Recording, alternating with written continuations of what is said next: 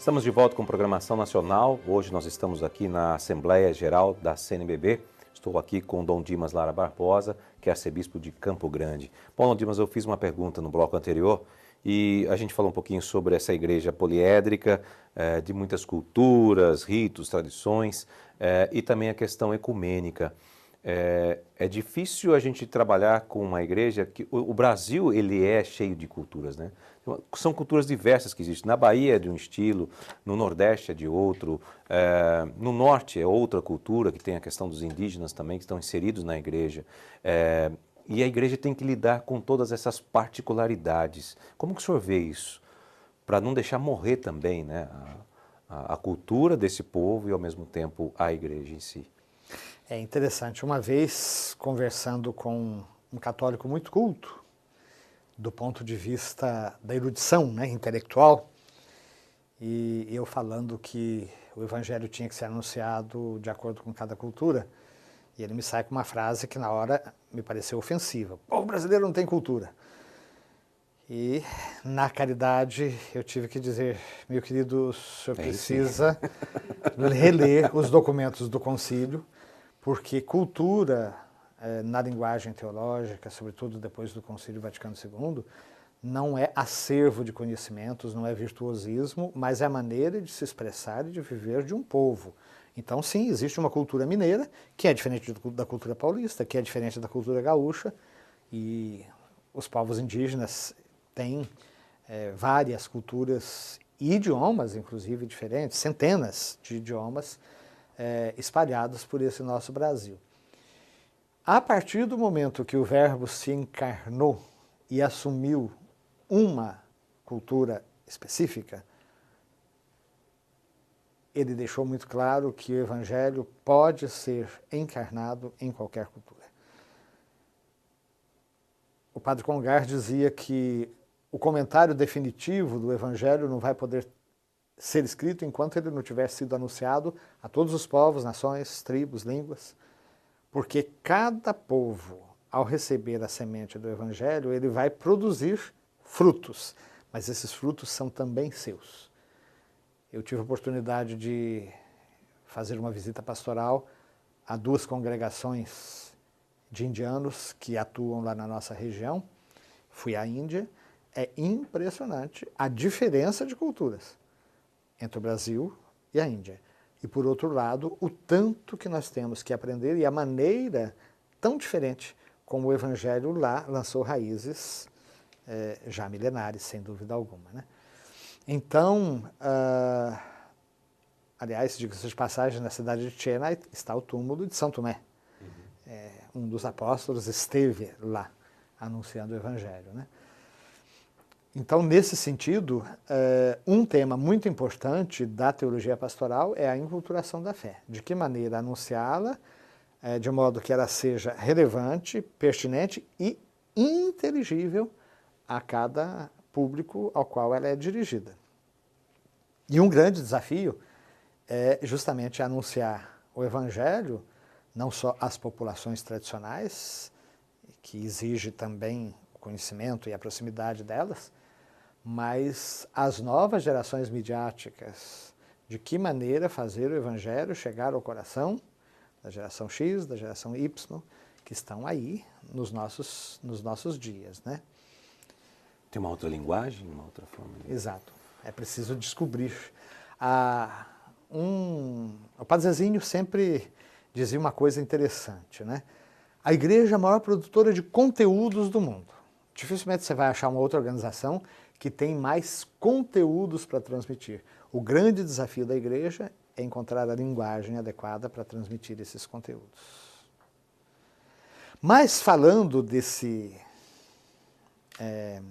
Essa cultura diversa. Dessa diversidade, você tinha abordado também a questão do ecumenismo, Sim. Que é um outro desafio assumido, sobretudo, depois do Concílio Ecumênico Vaticano II, que parte do seguinte pressuposto. No Evangelho de São João, no capítulo 17, Jesus coloca a unidade dos discípulos como critério de credibilidade do Evangelho. Quando Jesus vai dizer o seguinte, que eles sejam um, ó Pai, como tu e eu somos um, para que o mundo creia que tu me enviaste. Aqueles que estão fora do ambiente cristão, eles com todo o direito podem nos dizer, vocês que são cristãos, depois de 2000 anos, não chegaram a um acordo sobre Jesus, querem que eu entre nessa história? Então primeiro chega um acordo entre vocês, depois nós vamos conversar. Então nesse sentido existe um ecumenismo intra-eclesial, que também é desafiador. É muito chato quando você tem uma determinada paróquia ou comunidade em que as próprias pastorais e movimentos são causa de divisão. Ah, isso é coisa dos vicentinos, então eu sou carismático, não entro. Ah, isso é coisa dos carismáticos, eu da legião não entro. Isso não pode existir. Cada movimento, da mesma maneira que cada membro individualmente tem os seus carismas, cada movimento, cada pastoral tem a sua função. O corpo não são só membros, ele também tem órgãos, ele tem sistemas, sistema respiratório é um, sistema digestivo é outro, e o organismo como um todo depende dessa concatenação de todas as partes. Então esse ecumenismo intra-eclesial, ele também é uma tarefa importante, mas não menos desafiadora, é justamente a busca da unidade com os outros irmãos e irmãs que creem no Cristo. Aí nós temos o CONIC, que é o Conselho Nacional de Igrejas Cristãs, que infelizmente depois de tantas décadas congrega apenas 7 igrejas, e normalmente são as igrejas históricas.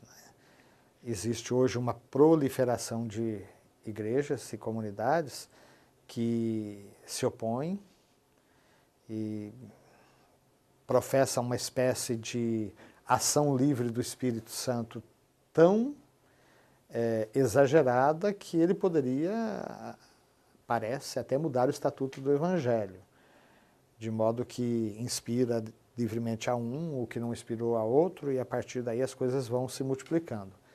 Enquanto que faz parte da nossa fé que o próprio carisma da instituição é realmente um carisma. Ou seja, o Espírito não age apenas no improviso. Eu já encontrei irmãos católicos que pensam assim. Lembro uma vez nós estávamos organizando um retiro, eu perguntei para um irmão que ia ajudar na pregação, o que você vai abordar amanhã na sua palestra? E a resposta me causou surpresa. E eu sei lá. Eu não sei o que o Espírito vai me inspirar na hora. Eu disse, irmão, quer dizer que o Espírito só funciona no improviso. Se eu passo horas estudando, refletindo, organizando, eu não posso contar com a assistência do Espírito Santo também na organização? O conhecimento, né? Pois é, tem que ser só no improviso. E isso faz com que essas pessoas sejam muito mais próximas dessas igrejas neopentecostais do que da Igreja Católica. Esse é um grande desafio, como fazer ecumenismo com essas pessoas que tantas vezes nos demonizam, digamos, né? Mas nós não podemos desistir. Se eles nos atacam, nós somos chamados a amá-los. E eu tenho certeza que a própria mãe de Jesus e nossa mãe, tão criticada pelos nossos irmãos separados, há de ser, de alguma maneira, um instrumento da unidade dos filhos seus, porque eles também são filhos seus. Sem dúvida. Agora, diante até desse papo que a gente está tendo, desse assunto, há uma preocupação da igreja com a redução dos seus fiéis e o aumento dos evangélicos? Porque eu já ouvi essa discussão em rodas, enfim, tanto de evangélicos quanto também de católicos, né? O que, na verdade, não deveria existir, todos nós somos cristãos, né? Há essa preocupação da igreja? Veja bem, Jesus no capítulo 10 de São João se coloca como bom pastor. E o bom pastor é aquele que dá a vida pelas ovelhas, conhece as suas ovelhas e não foge diante do lobo. Claro que existem lobos que são facilmente reconhecíveis, até porque eles querem agredir o rebanho, como é o caso de situações tantas em que, sobretudo, populações mais pobres, mais vulneráveis, são atacadas.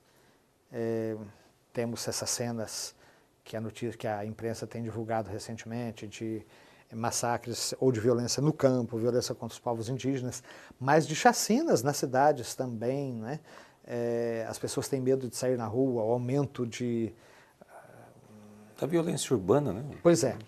Suicídio, o índice elevadíssimo de suicídio.